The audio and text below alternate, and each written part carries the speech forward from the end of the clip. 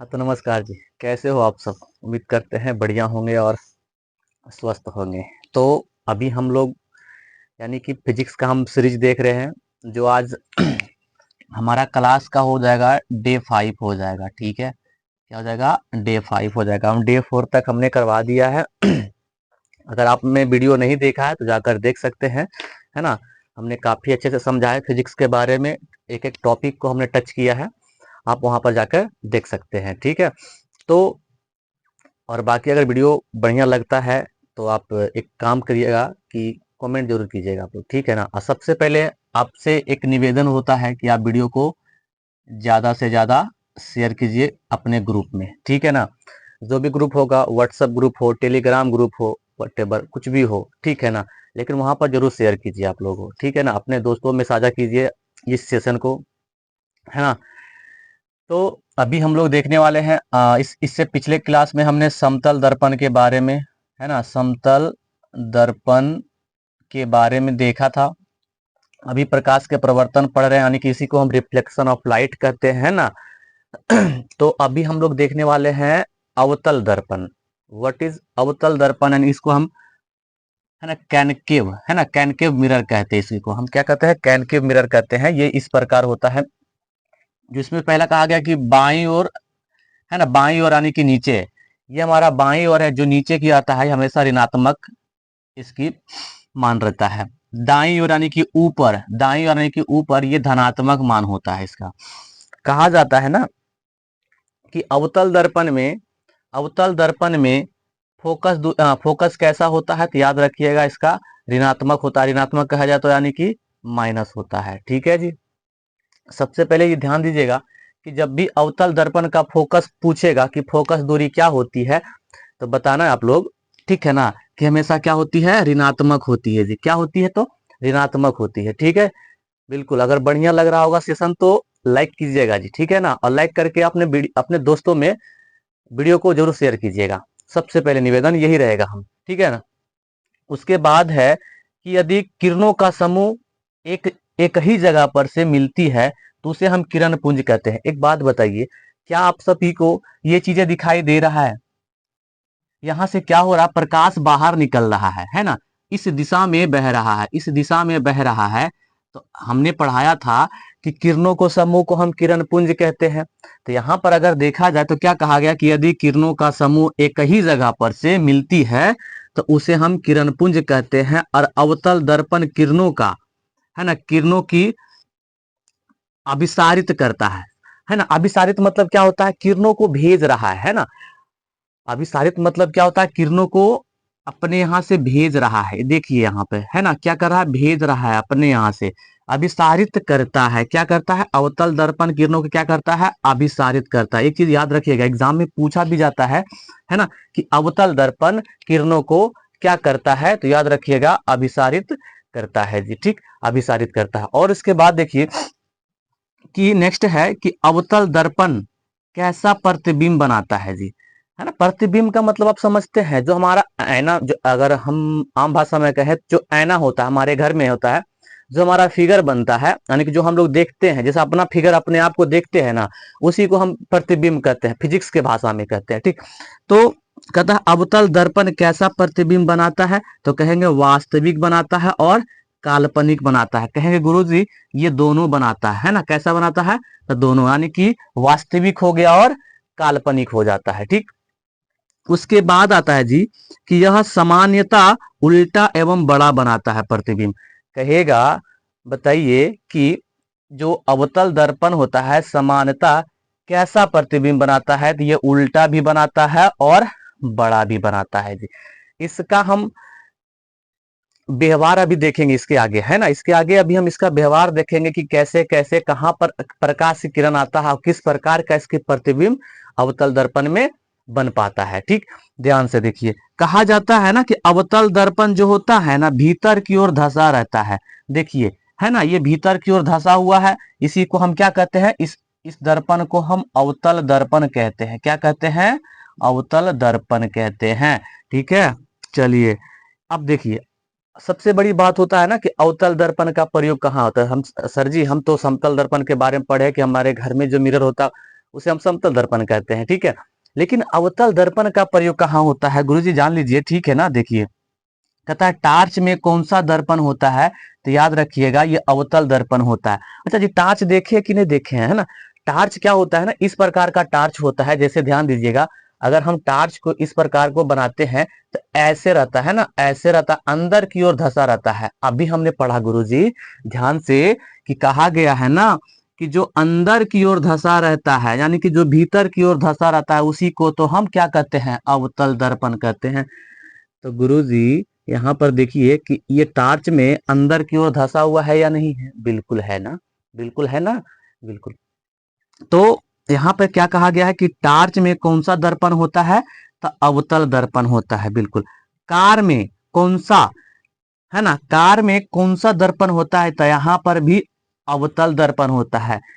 बच्चा जी एक बात ध्यान दीजिएगा, कार में दो मिरर होती है, ठीक है ना, यानी कि दो दर्पण होती है, एक अवतल भी होता है, एक उत्तल भी होती है।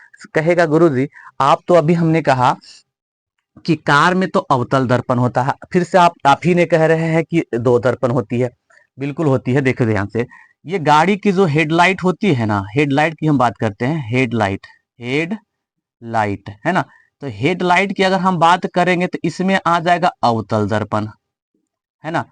अगर हम साइड मिरर की बात करते हैं, साइड, है ना, साइड मिरर, साइड मिरर की बात करते हैं तब आता है उत्तल दर्पण, समझ गया ना। तो ये चीजें हैं, तो गाड़ी में जो होता है ना दोनों प्रयोग होता है। कहता है देखो स्ट्रीट लाइट में कौन सा दर्पण होता है, तो उत्तल दर्पण। अच्छा, स्ट्रीट लाइट का मतलब समझ में आता है कि नहीं आता है।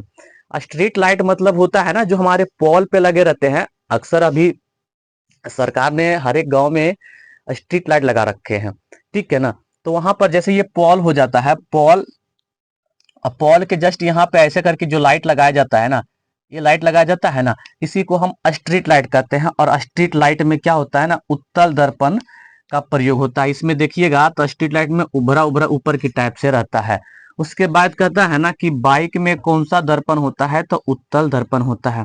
कहा जाता है ना जी कि अवतल दर्पण का प्रयोग कहाँ कहाँ होता है। अच्छा जी, ठीक है, अभी हमने पढ़ा है, फिर से जान लेते हैं कि गाड़ियों के हेडलाइट में होता है, टार्च में होता है, हमजात या दाढ़ी बनाने में प्रयोग भी होता है, किसका, अवतल दर्पण का प्रयोग होता है। डॉक्टर द्वारा नाक मुंह आदि जांच करने में भी प्रयोग करता है, किसका, अवतल दर्पण का प्रयोग करता है जी, ठीक है ना। तो इतना, यानी कि इतना जगह पे अवतल दर्पण का ही प्रयोग होता है। क्या आपको अच्छा लगा क्लास? अगर अच्छा लग रहा होगा और ये समझ में आ रहा है, हाथ जोड़ के रिक्वेस्ट है कि आप लोग लाइक कर दीजिएगा सेशन को, ठीक है जी। चलिए एक बार स्क्रीनशॉट ले लीजिएगा आप लोग, ठीक है। आशा करते हैं स्क्रीनशॉट लिए होंगे। तो हम आगे चलते हैं सेशन में, ठीक है ना। चलिए आगे हम चलते हैं।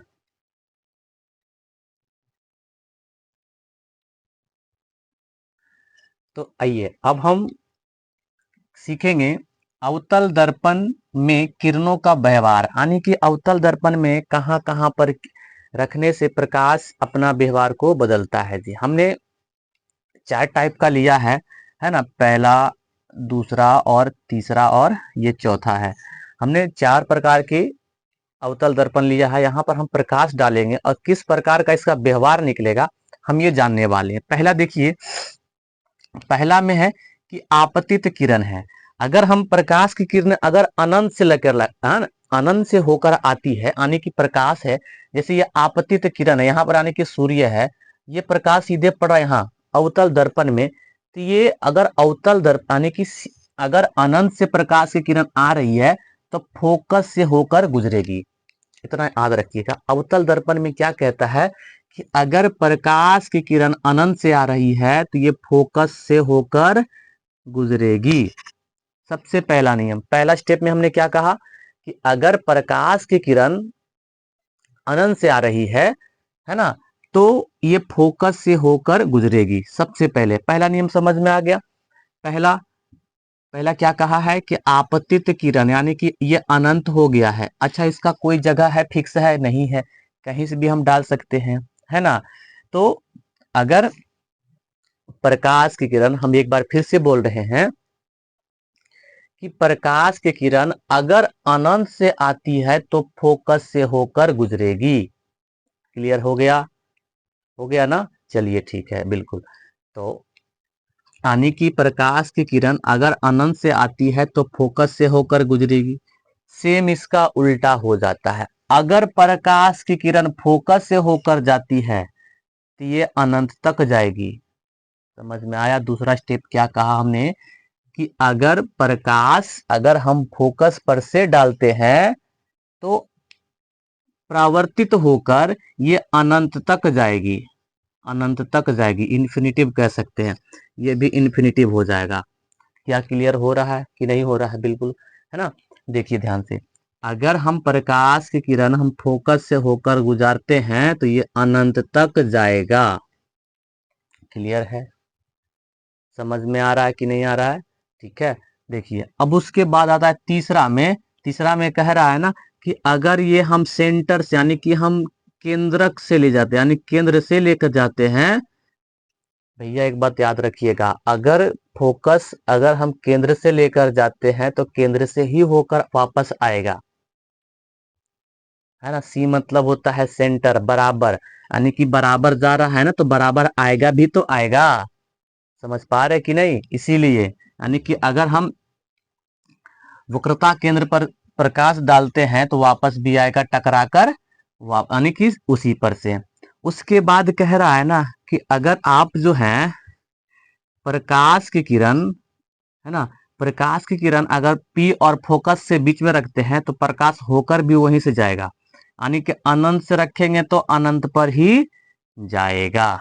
यानी कि 4 स्टेप इसका इस प्रकार हो जाता है। क्या अगर नहीं समझ में आया होगा, इनमें से कोई भी अगर 4 प्रकार में यानी कि अवतल दर्पण में व्यवहार अगर एक भी कंफ्यूजन होगा तो एक बार आप कमेंट कीजिएगा, सर जी हमें समझ में नहीं आया है, और कौन सा नहीं समझ में आया है एक बार कमेंट कीजिएगा। नंबर आपने, है ना, नंबर दिया गया है, कौन सा नंबर वाला समझ में नहीं आया है हम उसका एक सेपरेट वीडियो बना देंगे, है ना, सेपरेट वीडियो बना देंगे तो आपको समझ में आ जाएगा। छोटा बनेगा लेकिन बना कर दे देंगे हम, आपके लिए जो करना होगा हम करके देंगे जी। ठीक है, चलिए तो आगे अभी हम अवतल दर्पण का व्यवहार समझ में आ गया।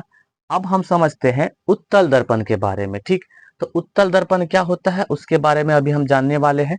ठीक है, थोड़ा सा वेट कीजिए। चलिए चलिए अब हम जो जानेंगे, अब है ना उत्तल दर्पण के, हमने अवतल दर्पण के बारे में काफी अच्छा जानकारी ले लिए हैं। अब हम जो जानेंगे, है ना, किसके बारे में, उत्तल दर्पण, इसी को हम कहते हैं कॉन्वेक्स मिरर कहते हैं ना। तो इसका हम गुण सबसे पहले देखेंगे, इसका गुण क्या है जी। कहता है ना कि यह दर्पण बाहर की ओर क्या होता है, उभरा रहता है, है ना, इस प्रकार आपको जो दिख रहा है यही हमारा क्या है, यही हमारा उत्तल दर्पण है जी। ठीक है ना, उत्तल दर्पण है। ठीक, उत्तल दर्पण है। कहा गया है इसकी फोकस दूरी धनात्मक होती, धनात्मक अगर कहा जाए तो यानी कि ये प्लस होता है ना। और जैसे क्या होता है कि प्रकाश किरण जब भी आएगा यहाँ से, जैसे मान लेते हैं कि प्रकाश की यहाँ से आया फिर वापस ये इधर ये भेज देता है तो ये हो गया धनात्मक। ठीक है ना, धनात्मक हो जाता है। कहा गया है कि यह किसी वस्तु को सीधा, आभासी और छोटा प्रतिबिंब बनाता है। ठीक, चौथा गुण है कि इसके भीतरी सतह को रजदित किया यानी कि पेंट किया जाता है ना, पेंट किया जाता है। उसके बाद है कि गाड़ियों के साइड मिरर में उत्तल दर्पण का प्रयोग होता है। यही इसका गुण था जो हमने दिखाया है। कल हम इसके जो नेक्स्ट वीडियो आने वाला है, यानी कि उत्तल दर्पण और अवतल दर्पण दोनों का हम क्या देखेंगे, अंतर देखने वाले हैं। ठीक है ना, अंतर देखेंगे। ठीक, अंतर देखेंगे। और इसका जो उत्तल दर्पण है ना, इसका व्यवहार, है ना, इसका व्यवहार यानी कि प्रकाश व्यवहार देखने वाले हैं जो नेक्स्ट वीडियो में आपको देखने को मिलेगा। अगर वीडियो अच्छा लग रहा होगा तो एक बार सेशन को लाइक कीजिएगा जी। ठीक है ना, लाइक करके आपसे एक रिक्वेस्ट है कि इसको वीडियो को शेयर ज़्यादा से ज़्यादा आप लोग कीजिएगा। ठीक है ना, जल्दी से हमारा 200 सब्सक्राइबर होने वाला है ना। सबसे बड़ी बात यह है कि हमारा 200 सब्सक्राइबर होने वाला है। जल्दी से जल्दी आप लोग सब्सक्राइब करके और दोस्तों में शेयर जरूर कीजिए। हमारा बस एक ही टारगेट है, 1K हो जाना चाहिए जितना जल्दी हो सके। आप लोग प्रयास कीजिए, क्योंकि आप ही के ऊपर उम्मीद है कि आप लोग ही जो कर सकते हैं ना। अगर वीडियो अच्छा लगता होगा तो लाइक कीजिएगा। बाकी नेक्स्ट वीडियो मिलते हैं, तो आज के लिए टाटा बाय बाय। जय हिंद, जय भारत।